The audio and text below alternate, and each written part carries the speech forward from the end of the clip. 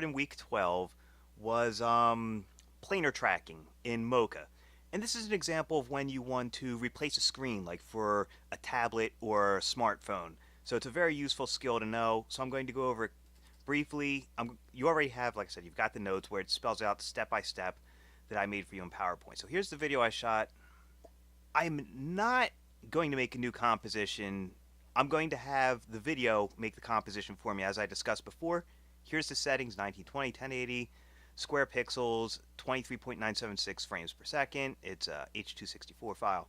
If I click on the file, not the thumbnail, but the file, and I drag it onto the new composition button down here, it automatically creates a composition that's the same duration, which is the length of the clip, and the same frame rate, etc. So it matches it perfectly. So it's just faster to drag your video onto the new composition button right here.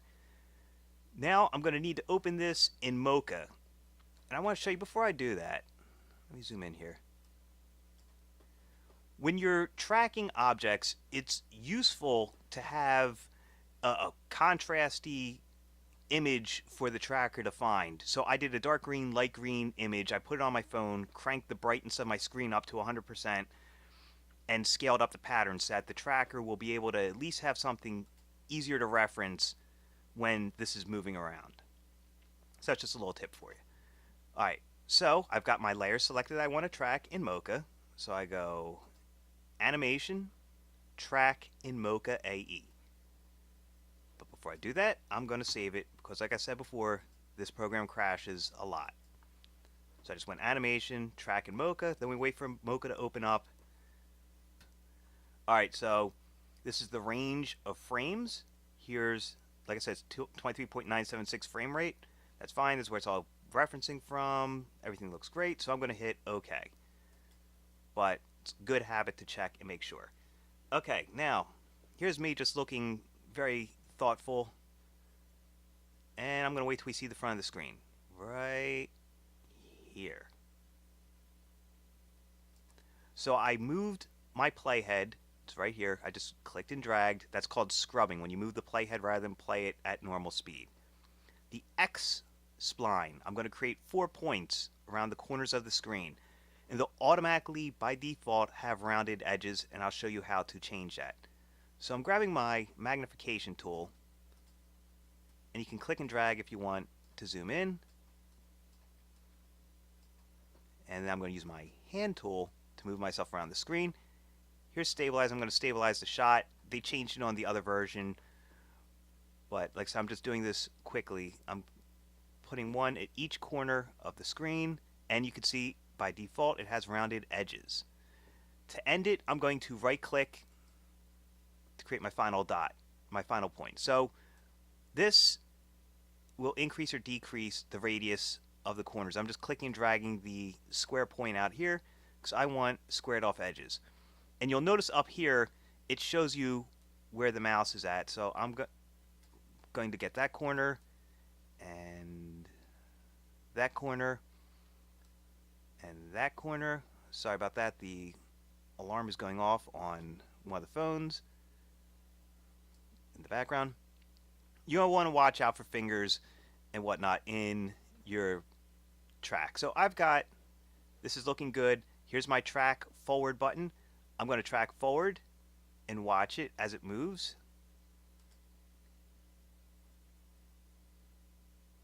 And we're going to just, right here it's a little off right here. So I'm going to move that. You see where it says current frame on the bottom, not the top one. I want to watch the current frame like such. I'm going to track some more, and you see it made a keyframe for me. So it's going to tween those shapes for me moving forward. So I'm going to keep tracking. Now you see it's off over here. So it's just a matter of click and drag and change the points over time. I'm not going to make it super accurate. I'm just doing this quickly.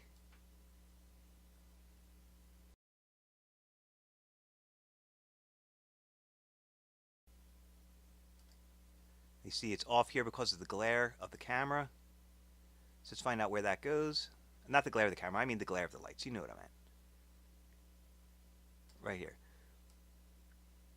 Now when you're shooting things, it also helps to have a higher frame rate and crank up your shutter speed or shutter angle a little bit. That's going to help you out with the motion and the tracking of it. So you can see this is way off there.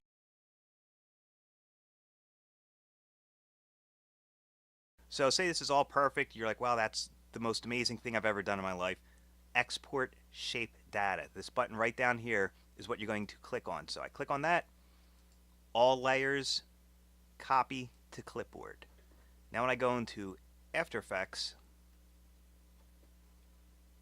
right here, any image or video or solid color that I apply this to will be here. So I'm going to quickly import the sky image. I'm going to put my sky image here. I'm going to pre-compose it just to see what's going to happen. So I'll call this sky PC for pre-comp. Now, with this selected, paste Mocha mask. So what you're going to see happen is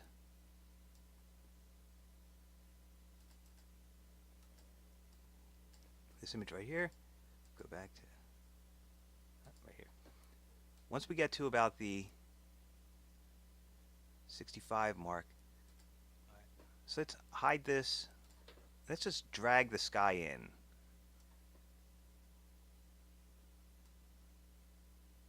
Oh, you know what? Ha! Silly me. It was beneath my movie. There's let's go composition, new solid. Make it blue. Hit OK. Let's paste the mask on that one. There we go. Okay. That's changing a little bit there. So you track your motion, select the layer that you want it to go into, and hit Edit Mocha Mask.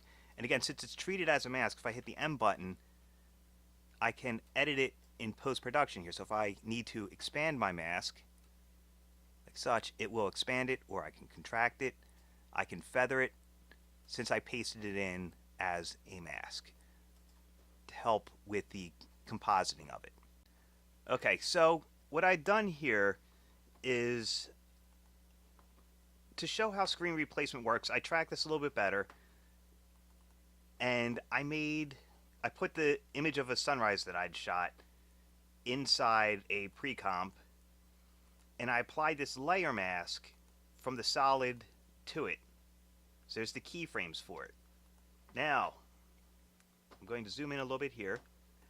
Since we have this image of the sunrise, you're going to see as the mask moves, it's going to show the sky rise. The mask will be moving across the photos. This is an example, and see as I rotate, the mask is showing you, and that's where the tracking ends right there.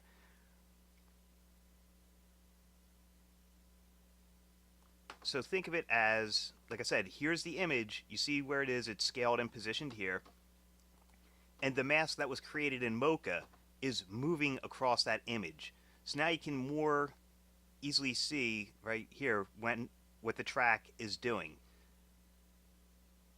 Whereas if I wanted to replace it with a solid color, I could change it to whatever color I want by going Layer, Solid Settings. Let's make this hot pink. About there. And I hit OK. Or new, I should say. So now you can see if you have a solid, that's what it's going to do with the solid. But if there's an image or a movie clip, that's what it's going to be doing to the image or the movie clip behind it.